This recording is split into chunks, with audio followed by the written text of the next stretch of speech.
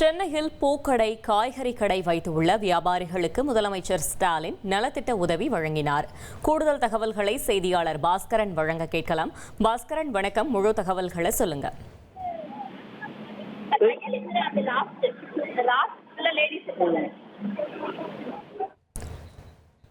பாஸ்கரன், வணக்கம். பாஸ்கரன், முழு தகவல்களை சொல்லுங்க. கொளத்தூர் சட்டமன்ற அலுவலகத்தில் தமிழக முதலமைச்சர் மு.க. ஸ்டாலின் பல்வேறு நலத்திட்ட உதவிகளை வரக்கூடிய காட்சிகளை நம்ம பார்த்து வருகிறோம்.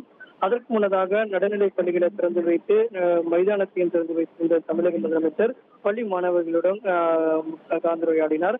அதைத் தொடர்ந்து பல்வேறு நலத்திட்ட பணிகளுக்கான அடிக்கல் நாட்டு நிகழ்ச்சிகளும் நடைபெற்று வந்தது. அதை முடித்துக் கொண்டு தமிழக முதலமைச்சர் கொளத்தூர் சட்டமன்ற அலுவலகத்தில் பல்வேறு விதமான நலத்திட்ட உதவிகள் என்பது வழங்கப்பட்டு வருகிறது.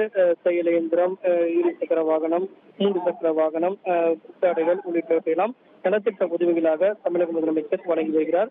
கட்டணமில்லா கண் கண்ணாடி உள்ளிட்ட பல்வேறு நலத்திட்ட உதவிகளை வழங்கக்கூடிய தமிழக முதலமைச்சர் அதற்கு பிறகு அனிதா அச்சீவர் அகாடமியில் நடைபெறக்கூடிய நிகழ்ச்சிகளில் கலந்து கொண்டு 125 மாணவர்களுக்கு மடிக்கணினி, 356 பெண்களுக்கு தையல் இயந்திரம் உள்ளிட்ட பல்வேறு விதமான நலத்திட்ட உதவிகளை வழங்கி உரையாற்ற உள்ளார். அதற்கு முன்னதாக கொளத்தூர் சட்டமன்ற அலுவலகத்தில் பல்வேறு விதமான நலத்திட்ட உதவிகளையும் பள்ளி மாணவ மாணவிகளுக்கான அவங்களுடைய ஸ்கூல் பேக் மற்றும் பள்ளி தேவையான உபகரணங்கள் எல்லாம் தற்போது வழங்க வரக்கூடிய காட்சிகளை பார்த்து வருகிறோம்.